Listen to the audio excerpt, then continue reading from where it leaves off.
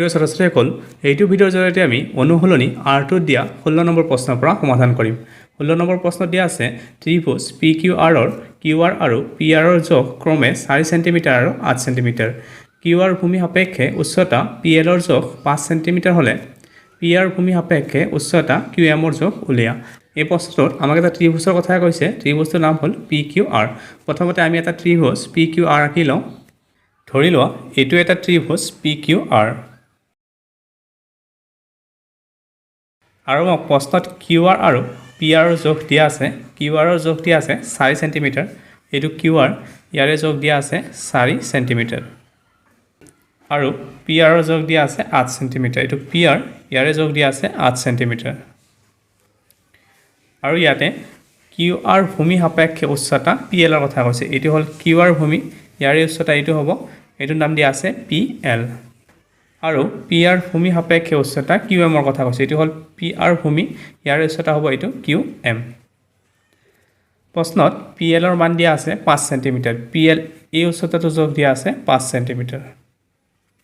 এতিয়া আমাক QM ৰ যোগ উলিয়াব দিছে তে প্ৰথমতে আমি কি কৰিম আমি দিয়া থাকাখিনি লিখি লম তাৰ পিছত আমি কি কৰিম এই ত্ৰিভুজটোৰ কালি উলিয়াম ত্ৰিভুজটোৰ আমি ভূমি QR এ লওঁ বা ভূমি PM এ লওঁ কালি সমানে হ'ব আমি ভূমি QR ললে যিমান কালি পাম আমি ভূমি PR ললেও একে পাম মানে ভূমি যিয়ে নহওক কালিৰ মানটো সমানে হ'ব কাৰণ ত্ৰিভুজটো এটাই দিয়া আছে PQR ত্ৰিভুজ সেই কাৰণে ত্ৰিভুজটোৰ কালি সমানে হ'ব QR ভূমি ললেও ত্ৰিভুজটোৰ কালি যিমান হ'ব PR ভূমি ললেও ত্ৰিভুজৰ কালি সমানে হ'ব প্ৰথমতে লিখি লওঁ দিয়া আছে QR ৰ মান দিয়া আছে 4 cm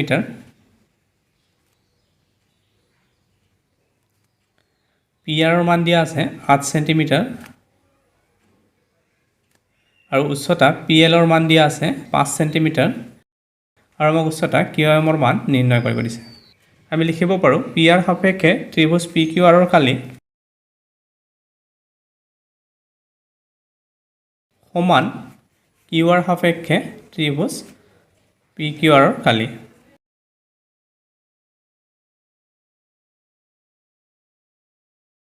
ইয়াতে আমি ভূমি দুটা বেলেগ বেলেগ ধৰিছো কিন্তু ত্ৰিভুজটো এটাই ধৰিছো সেই কাৰণে ত্ৰিভুজৰ কালিটো সমান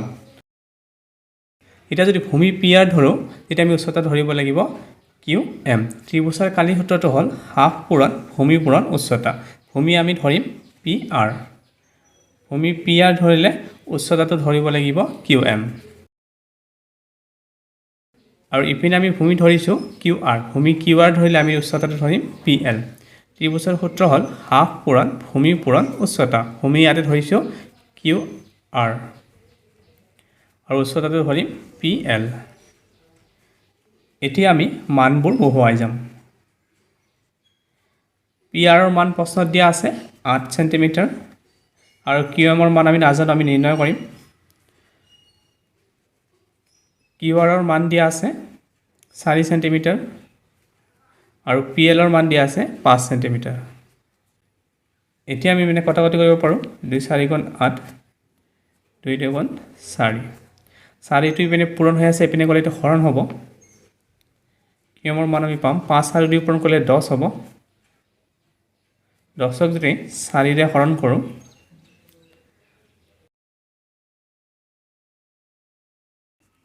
দশমিক দিলে এটা শূন্য পাম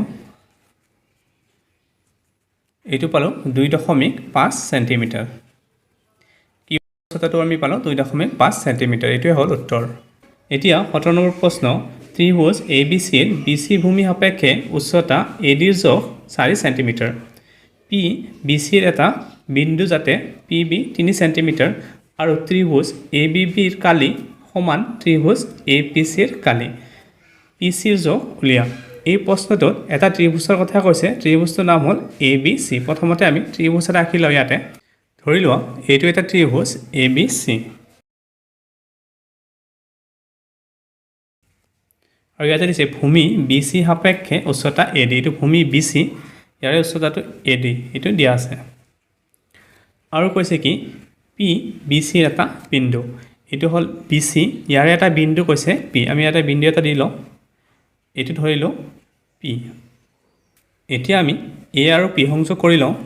আৰু প্ৰশ্নত এডিৰ যোগ দিয়া আছে 4 সেন্টিমিটাৰ এডি ইয়াৰে যোগ দিয়া আছে 4 সেন্টিমিটাৰ বিপিৰ যোগ দিয়া আছে 3 সেন্টিমিটাৰ এইখিনি বিপি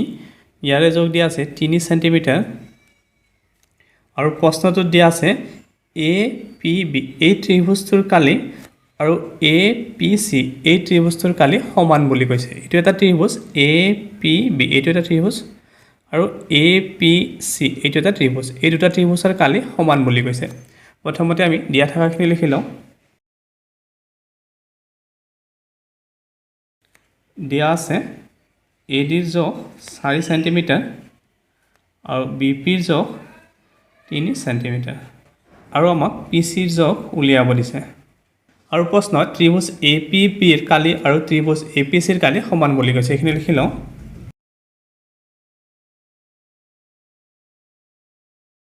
প্ৰশ্নমতে ত্ৰিভুজ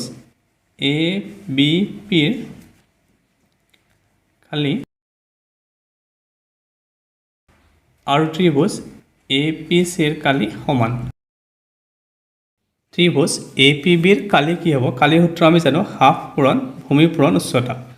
ইয়াৰে ভূমি ল'ম আমি যেহেতু ত্ৰিভুজটো এ বি পি ইয়াৰে ভূমি ধৰিছোঁ আমি বি পি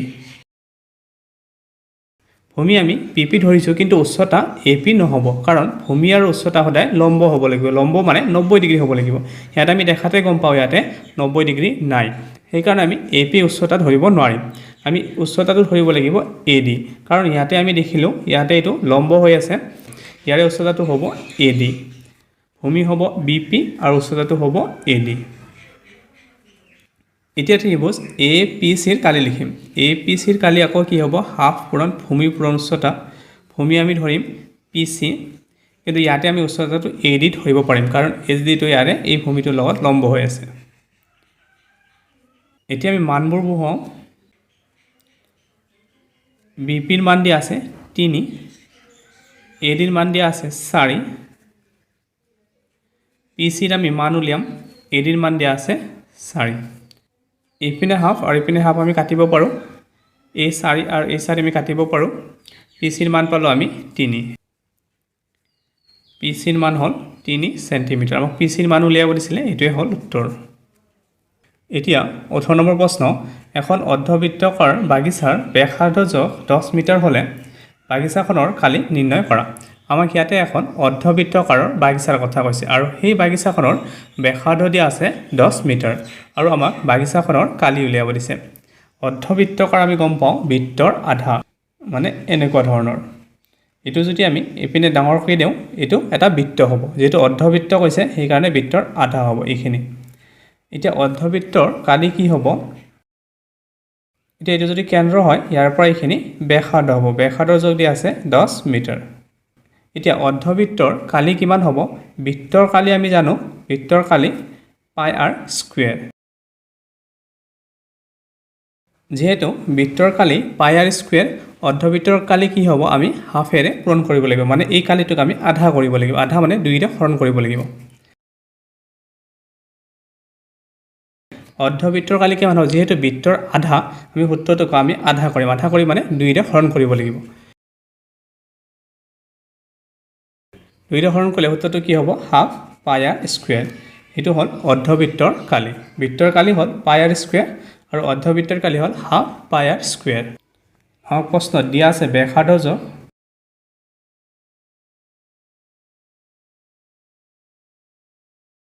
ব্যাসাৰ্ধ মানে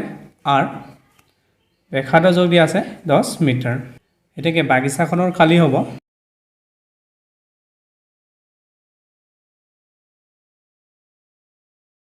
আমি অৰ্ধবৃত্তৰ সূত্ৰটো ব্যৱহাৰ কৰিম যেহেতু বাগিচাখন অৰ্ধবৃত্ত আকাৰৰ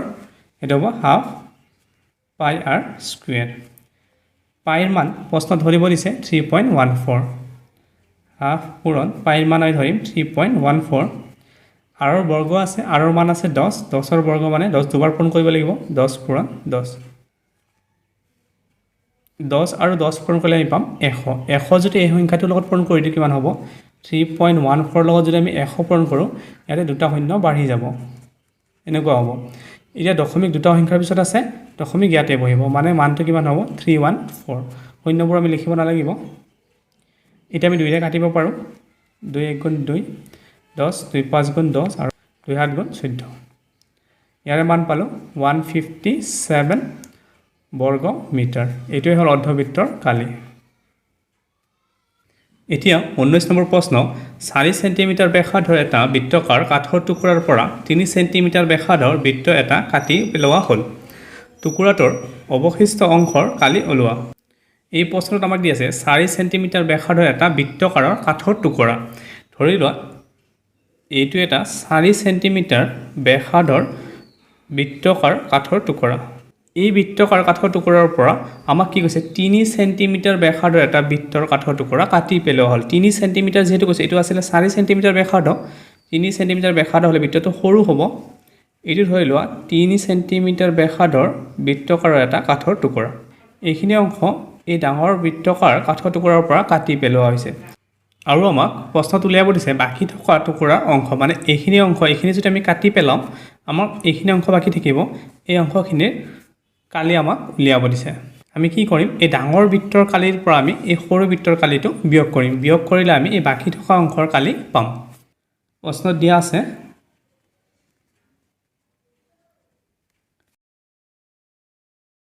ডাঙৰ বৃত্তৰ ব্যাসাৰ্ধ আমি ধৰো r1 ডাঙৰ বৃত্তৰ ব্যাসাৰ্ধ ধৰিছো 4 সেন্টিমিটাৰ আৰু সৰু বৃত্তৰ ব্যাসাৰ্ধ আমি ধৰিম r2 সৰু বৃত্তৰ ব্যাসাৰ্ধ দিয়া আছে 3 সেন্টিমিটাৰ এতিয়া বাকি থকাৰ অংশখিনি আমি উলিয়াম ডাঙৰ বৃত্তৰ কালিৰ পৰা সৰু বৃত্তৰ কালি বিয়োগ কৰিম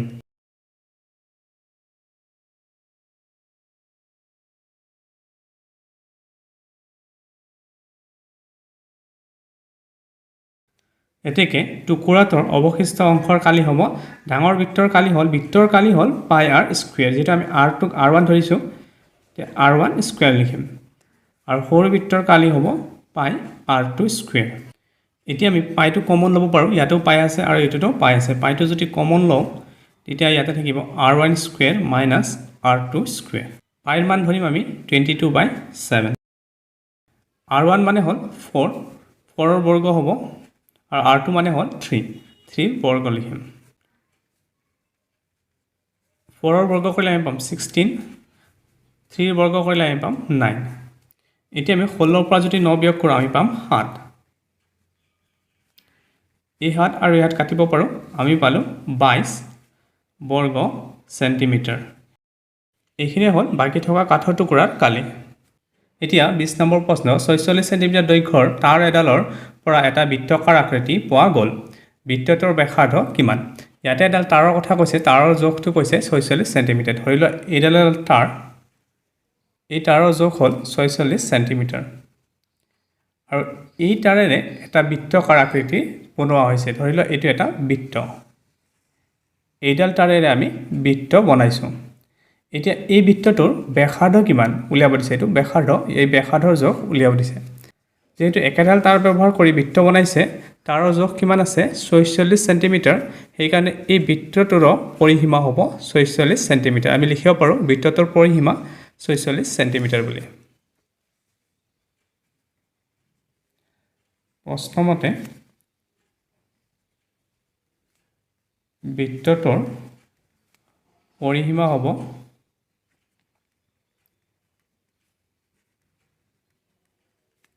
46 সেন্টিমিটাৰ এটা বৃত্তৰ পৰিসীমা সূত্ৰ আমি জানো 2 পাই r পাইৰ মান ধৰিম আমি 22/7 আৰু r মান আমি নিৰ্ণয় কৰিম এতিয়া 7 টো ইয়াতে হৰণ হৈ আছে এপিনে নিলে এটো পূৰণ হ'ব আৰু 2 আৰু 22 টো ইয়াতে পূৰণ হৈ আছে এপিনে নিলে এটো হৰণ হ'ব এতিয়া আমি এনেকৈ লিখিব পাৰো 46 পূৰণ 7 আৰু 2 টো ইয়াতে হৰণ হ'ব আৰু 22 টো ইয়াতে হৰণ হ'ব এতিয়া আমি কাটিব পাৰো 22 ক যদি 2 ৰে পূৰণ কৰি আমি পাম 46 এই 2 আৰু 2 কাটিব পাৰো r মান পালো আমি 7 মানে ব্যাসাৰ্ধৰ মান হ'ল 7 সেন্টিমিটাৰ